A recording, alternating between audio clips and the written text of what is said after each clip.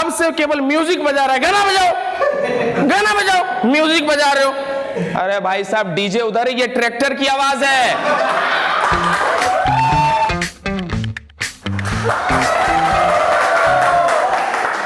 Thank you so much. Hi, this is Raj Soni और आज बात करेंगे सरस्वती पूजा को लेकर। अच्छा देखिए, कुछ लोग क्या करते हैं ना, आपस में मिलजुल कर और खुद के पैसे से सरस्वती पूजा मनाते हैं, लेकिन कुछ लोगों के सरस्वती पूजा की शुरुआत होती है चंदा मांगने से। खास करके आप देखना, चंदा मांगने के लिए ऐसे लोगों का सिलेक्शन होता है जिसने कोई डेयरिंग काम किया हो, क्योंकि चंदा मांगना एक हिम्मत का काम होता है। जिसने कभी लड़की से नंबर मांगा हो या फिर वो बंदे जो 20 रुपए का पेट्रोल भरवाने की भी हिम्मत रखते हैं, तो ऐसे लोगों को सेलेक्ट किया जाता है और फिर इनको चंदा मांगने भेज दिया जाता है। मैं आपको बताऊं, जब ये चंदा मांगने जाते हैं, कलेक्शन करने जाते हैं, तो इनके अंदर वो एक्साइटमेंट होता है, इतनी गजब की खुशी होती है कि कोई आम आदमी ये महसूस ही नहीं कर सकता। ये खुशी वही महसूस कर सकता है जो अपनी जिंदगी में कभी चंदा मांगने गया हो। हाँ, और जब ये चंदा मांगने जाएंगे ना, तो किसी दरवाजे पहुंचेंगे, फिर वहां जाकर बोलेंगे, ए भाई तुम आवाज लगाओ ना।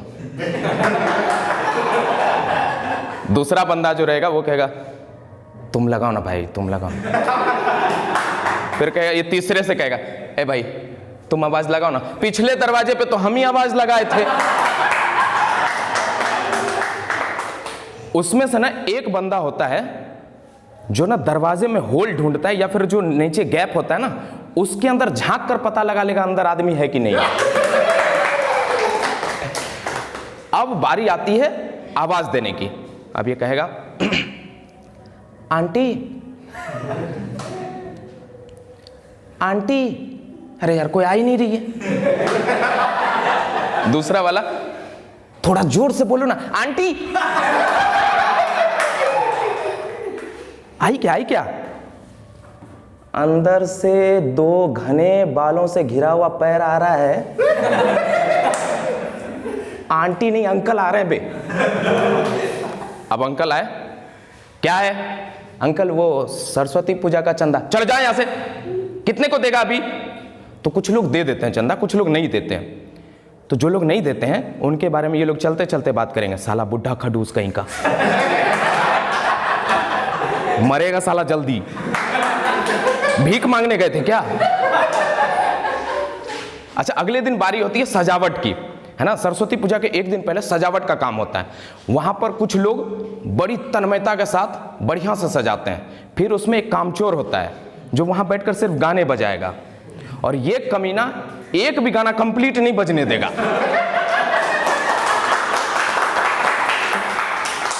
वो बंदा आधे में ही दूसरा गाना चेंज कर देगा। इससे भी बड़ा एक कामचोर होता है जो सिर्फ डायरेक्शन देगा। ए नवनीत भाई, यहां पे लाल झालर लगाओ ना यार। इसके बाद वो फिर आगे भी आगे बोलेगा, अरे सोनू ये मूर्ति छोटा नहीं लग रहा है क्या? देखने गए थे तो बड़ा था। अच्छा, अगले दिन जब पूजा होती है, जिस दिन सरस्वती पूजा होती है, उस दिन ना पंडित जी बहुत डिमांड में रहते हैं, आपने देखा होगा। और आपको इनविटेशन कार्ड में लिखा रहेगा समय, पूजा शुरू होने का समय 9 बजे और शुरू होती है 2 बजे। स्कूल कोचिंग में एक बंदा ऐसा रहेगा जिसके अंदर राजपाल यादव रहता है। वो भाग भाग कर आकर अपने दोस्तों को बताएगा, अरे काजल आ गई है, बस आईलाइनर नहीं आई है। हाँ, वो दौड़ कर उसका काम यही है कि कौन लड़की आ गई है, कौन सी लड़की नहीं आई है। काजल आ गई है, आईलाइनर अभी तक नहीं आई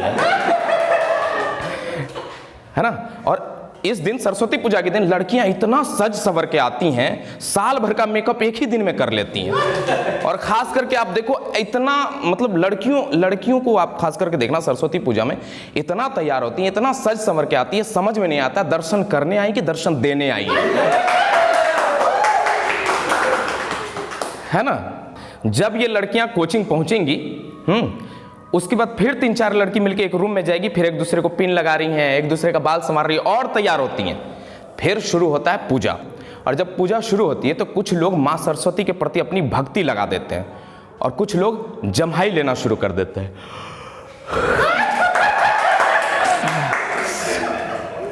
अरे यार कब खत्म होगी पूजा, भूख बड़ी जोर से लगी है। अच्छा एक बंदा ना, मैंने देखा एक बंदा पूरा भगवान में लीन था एकदम। वो तो जब उसने खर्राटा लिया तब पता चला बंदा सो रहा था। ऐसा सा माहौल देखने को मिल जाएगा। उसके बाद बारी आती है प्रसाद वितरण करने की। अलग अलग जगह अलग अलग तरीके से प्रसाद वितरण होता है। हमारे कोचिंग संस्थान में, हमारे स्कूल में अलग तरीके से होता था। उसमें क्या करते थे सर, एक बर्तन लेते थे, उसमें प्रसाद लेते थे और सबको ऐसा ऐसा करके हाथ में देते थे। तो वहां पर क्या होता है, लड़का सब पहुंच गया, बहुत भीड़ लगी, तुरंत में भीड़ लग जाती थी। अब लड़के प्रसाद ले रहे, लड़कों का भी लेने का तरीका अजीब ही है। सर प्रसाद, अरे यार सर हमको नहीं मिला है।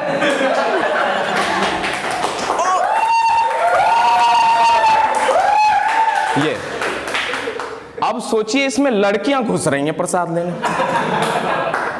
एक दो लड़कियों को तो फिर भी मिल गया, एक लड़की जो इसमें प्रसाद लेने घुसी हैं, अब इज्जत का भी उनको ख्याल रखना है। एक्सक्यूज मी सर, ए लड़का ठीक से रहो ना सर। हाइट छोटी हो तो और प्रॉब्लम। अब ना इसकी एक दो फ्रेंड ले चुकी हैं तो ये करेंगे, अरे सुनो एक मिनट देना एक दाना, प्रसाद तो प्रसाद होता है ना। तो एक ही दाना लेकर वो कहती हैं कि प्रसाद तो प्रसाद होता है। फिर शाम में क्या होता है, अलग अलग जगह दर्शन के लिए और प्रसाद के लिए लड़कियों का एक झुंड, महिलाओं का एक समूह और लड़कों का एक गुच्छा निकलता है। अच्छा हम लड़के क्या करते हैं ना, हम लड़के सिचुएशन देखकर डिसीजन लेते हैं। जैसे एक जगह हमने प्रणाम कर लिया, प्रसाद ले लिया, उसके बाद हम डिसाइड करेंगे चलो इसके बाद अमरजीवन सर के यहाँ चलते हैं, उधर से बीएन सिंह के यहाँ चले जाएंगे, उधर से आरके शाह के यहाँ चले जाएंगे, उधर चौक पे प्रसाद ले लेंगे। दूसरा बंदा बोलेंगे अरे भाई इधर कब जाएंगे, अबे गजब आदमी हो यार, इधर से होकर आएंगे तब इधर जाएंगे। इतने में खूबसूरत लड़कियों का एक झुंड इधर चला जाता है। फिर ये कहेगा चलो पहले इधर ही चलते हैं। तो ये सिचुएशन देखकर जो है डिसीजन लेते हैं लड़के। अच्छा आप कई जगह चले जाओ तो आपको ना पैकेट में प्रसाद मिल जाता है ना। मैं बता रहा हूं लड़कियों के नाखून का सही इस्तेमाल इसी दिन होता है। वो आराम से पैकेट फाड़ कर खा लेती हैं। लड़कों को परेशानी होती है, पूरा ऊपर तक भरा रहता है, तो हम लड़के सीधा मुंह लगा देते हैं। आपने सुना होगा कि बत्तख दूध से पानी को अलग कर देता है, हम लड़के बुनिया से प्लास्टिक अलग कर देते हैं।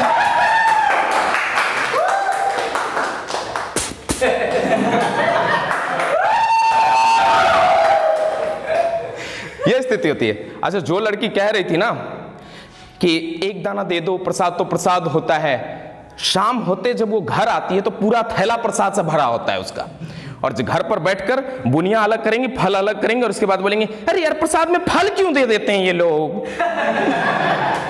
ये स्थिति होती है। अच्छा कई जगह तो क्या होता है कि जैसे रात में कार्यक्रम चल रहा है, कहीं पे टीवी पे फिल्म चला दिया जाता था, अब तो बहुत कम देखने को मिलता है, आजकल लोग मोबाइल में बिजी रहते हैं। कई जगह भक्ति जागरण होता है, अच्छी बात है। कई जगह ऑर्केस्ट्रा होता है फिल्मी, चलो वहां तक भी ठीक है। कई जगह डांस प्रोग्राम करवा देते हैं सरस्वती माता के इस अवसर पे। अच्छा मैंने देखा है लड़कों को खास करके वहां पर जाकर कॉपी किताब कलम रखेंगे माँ के चरणों में, हाँ, और वहां आकर विनती करेंगे। अच्छा वो लड़का जरूर वो कलम रखेगा जिससे वो एग्जाम देने जाने वाला है, वो कलम जरूर रखेगा। उसके बाद माँ के सामने जाकर कहेगा माँ मैट्रिक पास करवा देना, इंटर में अच्छे नंबर दिलवा देना, माँ नौकरी लगवा देना। तरह तरह की पीड़ा माँ के सामने बताते हैं, फिर रात में भोजपुरी के गंदे गाने बजाते हैं। ऐसे ही लड़कों के लिए संत श्री पंकज त्रिपाठी ने कहा है तुम उच्च कोटि के विशुद्ध हो। फिर अगले दिन ना विसर्जन की बारी होती है। जब विसर्जन के लिए जा रहे होते हैं तो कुछ लोग इमोशनल हो जाते हैं और कुछ लोग टुल्ल हो जाते हैं। हाँ अच्छा आप देखो कि जब विसर्जन हो रहा होगा तो वहां पर भी हिंदी और भोजपुरी के गंदे गंदे अश्लील गाने बजेंगे। उस पर लड़के लड़कियां भी डांस कर रहे हैं, टीचर भी डांस कर रहे हैं। हाँ सच में मैंने अभी तक ये नहीं देखा फिल्मों के अलावा, केवल फिल्मों में देखा है कि वो भक्ति गाने पे विसर्जन हो रहा हो, लेकिन रियल लाइफ में कहीं नहीं देखा। अगर कहीं होता होगा तो मैं सैल्यूट करता हूं उसको। अब क्या होता है उसमें मैंने देखा एक काफी पीके टूल था। हाँ माँ सरस्वती की प्रतिमा ट्रैक्टर पर लगी हुई है, लोग डांस कर रहे हैं, ये बंदा भी डांस कर रहा है पूरा। फिर अचानक से नहीं ये गुस्सा आ जाता है, हाँ, अरे यार मजाक बना रखा है क्या? तब से केवल म्यूजिक बजा रहा है, गाना बजाओ, गाना बजाओ, म्यूजिक बजा रहे हो। अरे भाई साहब डीजे उधर है, ये ट्रैक्टर की आवाज है।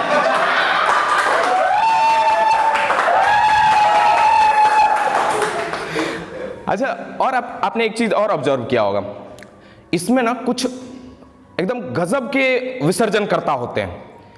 इनको ना विसर्जन के दौरान दौड़े पड़ते हैं। ये किसी के घर का बल्ब फोड़ देंगे, किसी का दरवाजा तोड़ देंगे, किसी की बाइक गिरा देंगे, किसी के घर में पटाखा फेंक देंगे, फिर वो लोगों की बद्दुआएं लेंगे, फिर भगवान के पास जाकर बोलेंगे भगवान मेरी जिंदगी में इतना कष्ट क्यों है भगवान। अबे साले। अच्छा, एक पल के लिए मैडम आप ये समझ लो कि बिना दुल्हन के शादी हो सकती है, लेकिन सरस्वती पूजा में विसर्जन के दौरान मारपीट ना हो तो यह संभव नहीं है। मारपीट होगी ही होगी। अभी उसमें एक बंदा होता है जो ना लड़ाई करेगा ना लड़ाई छुड़ाएगा, बस पीछे से कहेगा मार मार साले को, मार साले को, मार। इसका बस इतना ही काम होता है।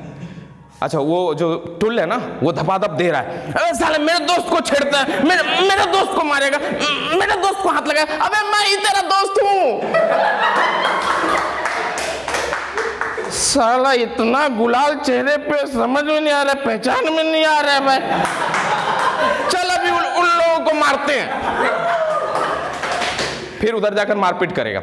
इसके माँ बाप सोच के रखते हैं कि मेरे बेटे को मैं बहुत अच्छे हॉस्टल में भर्ती करूंगा, और ये बंदे मारपीट करके कोई जेल में तो कोई हॉस्पिटल में भर्ती हो जाता है।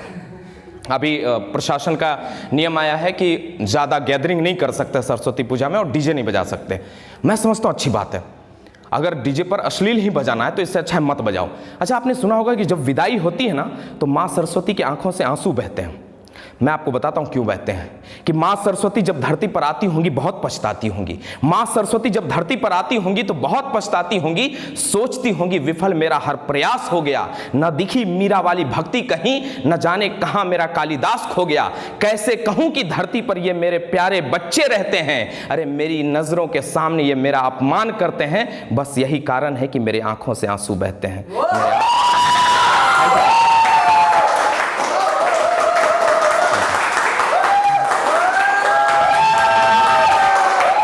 Thank you,